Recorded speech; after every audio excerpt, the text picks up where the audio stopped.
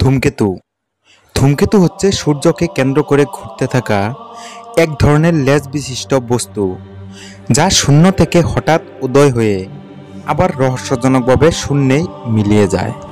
সৌরজগতের অন্যান্য বস্তুর মতো এরা পাথর দিয়ে তৈরি নয়, বরং এরা মহাকাশে মজুদ ধূলিকণা, গ্যাস ও বরফ দিয়ে তৈরি।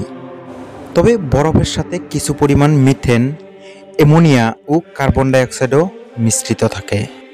সচরাচর এরা কয়েক কিলোমিটারের চেয়ে বেশি বড় হয় না। ধূমকেতুকে দুই ভাগে ভাগ করা যায়। স্বল্পকালীন ধূমকেতু: সূর্যকে একবার প্রদক্ষিণ করতে যে ধূমকেতুগুলোর 200 বছরের কম সময় লাগে তাদেরকে বলা হয় স্বল্পকালীন ধূমকেতু।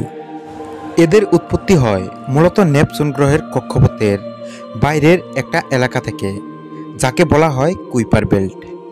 দীর্ঘকালীন ধূমকেতু: সূর্যকে একবার প্রদক্ষিণ করতে এদের হাজার থেকে কোটি বছর পর্যন্ত লাগতে পারে। বেশিরভাগ দীর্ঘকালীন ধূমকেতুর উৎপত্তি হয়ে থাকে সৌরজগতের একদম শেষ প্রান্তের অন্য একটা এলাকা থেকে, যাকে বলা হয় ওর্ট ক্লাউড। মাঝে মাঝে দীর্ঘকালীন ধূমকেতুগুলো সূর্যের কাছাকাছি এসে গ্রহগুলোর টানে কক্ষপথ বেঁকিয়ে গিয়ে স্বল্পকালীন ধূমকেতুতে পরিণত হতে পারে। ধূমকেতুর কক্ষপথ এত বড় হয় যে পৃথিবী থেকে খালি চোখে সহজে এদেরকে দেখা যায় না। তবে এরা যখন সূর্যের কাছাকাছি চলে আসে তখন এদের বাইরের স্তরের বরফ গলতে শুরু করে এবং চারপাশে একটা ধূমায়িত আবহ তৈরি করে, যেখানে ধূলিকণা ও গ্যাস থাকে। একে বলা হয় কোমা। সূর্যের শক্তিশালী বিকিরণের প্রভাবে এই ধূলিকণাগুলো সম্প্রসারিত হয়ে একটা লেজের আকৃতি ধারণ করে, যার দৈর্ঘ্য 1 কোটি কিলোমিটার পর্যন্ত হতে পারে।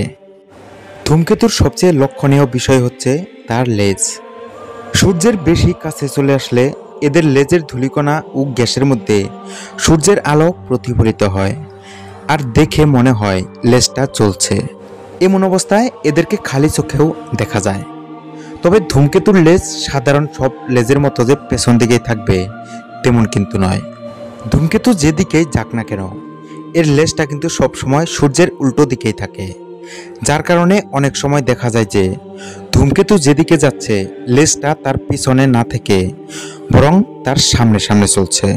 অনেক বিজ্ঞানী বিশ্বাস করেন যে প্রাগৈতিহাসিক পৃথিবীর সাথে কোনো এক পানিবাহী ধূমকেতুর সংঘর্ষেই মূলত পৃথিবীতে প্রথম পানির আবির্ভাব ঘটে।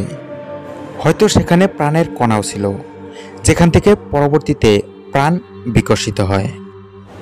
গ্রহাণু: গ্রহ যোগ অণু সমান সমান গ্রহাণু। ছোট আকৃতির গ্রহদেরকে গ্রহাণু বলে। এরা সৌরজগতে অবস্থান করে এবং সূর্যকে প্রদক্ষিণ করে। আকৃতিতে অনেক ছোট হওয়ার কারণে এদেরকে খালি চোখে দেখা যায় না। তবে দূরবীক্ষণ যন্ত্রের সাহায্যে এদেরকে অস্পষ্ট তারকারাজির মতো দেখা যায়। এদের আকৃতি কয়েক মিটার থেকে শুরু করে এত বড় হতে পারে যে এরা নিজেদের মধ্যাকর্ষণ শক্তির প্রভাবে ক্ষুদ্রাতি ক্ষুদ্র গ্রহাণুদেরকে চাঁদ হিসেবে আটকে রাখতে পারে, যেভাবে আমাদের চাঁদ প্রদক্ষিণ করছে পৃথিবীকে। তবে এদের মধ্যাকর্ষণ বল যথেষ্ট শক্তিশালী না হওয়ার কারণে এরা গ্রহগুলোর মতো গোলাকৃতি ধারণ করতে পারে না, বরং অনিয়মিত আকৃতিরই রয়ে যায়। এদের কোনো বায়ুমণ্ডল থাকে না এবং ভূতাত্ত্বিকভাবেও এরা সক্রিয় নয়। বিজ্ঞানীদের ধারণা, পৃথিবী সৃষ্টির প্রাক্কালে মঙ্গল গ্রহের প্রায় সমান আকৃতির অপর এক গ্রহাণুর সংঘর্ষে পৃথিবীর বড় একটা অংশ ছিটকে পড়ে আর সৃষ্ট হয় আমাদের চাঁদ। মঙ্গল ও বৃহস্পতি গ্রহের মধ্যবর্তী একটা বিস্তীর্ণ এলাকায় অনেকগুলো গ্রহাণু অবস্থান করছে। এই এলাকাটাকে অ্যাস্টেরয়েড বেল্ট বলা হয়। বিজ্ঞানীদের ধারণা, অন্যান্য গ্রহগুলো সৃষ্টি হওয়ার সময় মঙ্গল ও বৃহস্পতি গ্রহের মধ্যবর্তী অংশে আরও একটি গ্রহ সৃষ্টি হওয়ার কথা ছিল, কিন্তু দুটো কারণে এখানে নতুন কোনো বামন গ্রহ সৃষ্টি হতে পারেনি। এক সম্মিলিত গ্রহাণুপুঞ্জের ভর ও মধ্যাকর্ষণ শক্তির আধ্যাত্মিক স্বল্পতা এবং 2 বৃহস্পতি গ্রহের অন্তত শক্তিশালী মধ্যাকর্ষণ বলের প্রভাব। এ যাবত আবিষ্কৃত সর্ববৃহৎ গ্রহাণুর নাম হল সিরেজ। এটার ব্যাস 945 কিলোমিটার। উল্কা আসলে ধূমকেতু আর গ্রহাণুর খণ্ডাবশেষ। মহাকাশে ছুটে বেড়াচ্ছে এই শিলা বা ধাবক পদার্থগুলো। এদের ব্যাস ধূলিকণার সমান থেকে 1 মিটার সমান পর্যন্ত হতে পারে। যখন এগুলো পৃথিবীর বায়ুমণ্ডলে ঢুকে তখন এদের গতি থাকে ঘন্টায় 70,000 কিলোমিটারেরও বেশি। প্রচণ্ড গতি আর বায়ুমণ্ডলের ঘর্ষণের ফলে এরা অত্যন্ত উত্তপ্ত হয়ে জ্বলে ওঠে আর তার গতিপথে একটা আগুনের ধারা তৈরি করে। এদেরকে উল্কা বা মেটেরয়েড বলে। রাতের আকাশে ছুটে চলা উল্কার কণাগুলোকে অনেকে শুটিং স্টারও বলে। আসলে এগুলো মোটেও নক্ষত্র নয়। ছোট উল্কাগুলো চোখে পড়ার আগেই 2-1 সেকেন্ডের মধ্যেই পুড়ে ছাই হয়ে যায়, কিন্তু অপেক্ষাকৃত বড় উল্কাগুলো আরও অনেকক্ষণ ধরে জ্বলে এবং দেখতেও অত্যন্ত উজ্জ্বল হয়। অত্যাধিক উজ্জ্বল উল্কাগুলোকে বলা হয় ফায়ারবলস। কিছু ফায়ারবলস এত উজ্জ্বল হয় যে দিনের আলোতেও তাদের উপস্থিতি দৃশ্যমান হয়। বড় আকৃতির কিছু ফায়ারবলস পৃথিবীর বায়ুমণ্ডলে ঢোকার সঙ্গে সঙ্গে তাদের ভিতরের অংশে প্রচণ্ড চাপ সৃষ্টি হয় এবং একসময় বিস্ফোরিত হয়। তবে বেশিরভাগ ক্ষেত্রেই এরা শূন্যে থাকা অবস্থায় পুড়ে ছাই হয়ে যায়।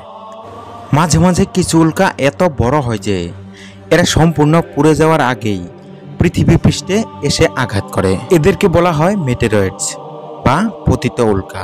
যেহেতু চাঁদের কোনো প্রতিরক্ষামূলক বায়ুমণ্ডল নেই, তাই প্রতি মুহূর্তে মুহূর্তে মহাশূন্য থেকে আঘাত অসংখ্য উল্কাপিণ্ডের এবং গ্রহাণু ও ধূমকেতুর আঘাতে মিলিয়ন মিলিয়ন বছর ধরে চাঁদের বুকে সৃষ্টি হয়েছে ছোট বড় অসংখ্য গর্তের। ভিডিওটি ভালো লেগে থাকলে অবশ্যই একটা লাইক করবেন। আর আপনি যদি আমার চ্যানেলে নতুন হয়ে থাকেন তাহলে চ্যানেলটিকে সাবস্ক্রাইব করে বেল আইকনে প্রেস করতে একদম ভুলবেন না। ধন্যবাদ।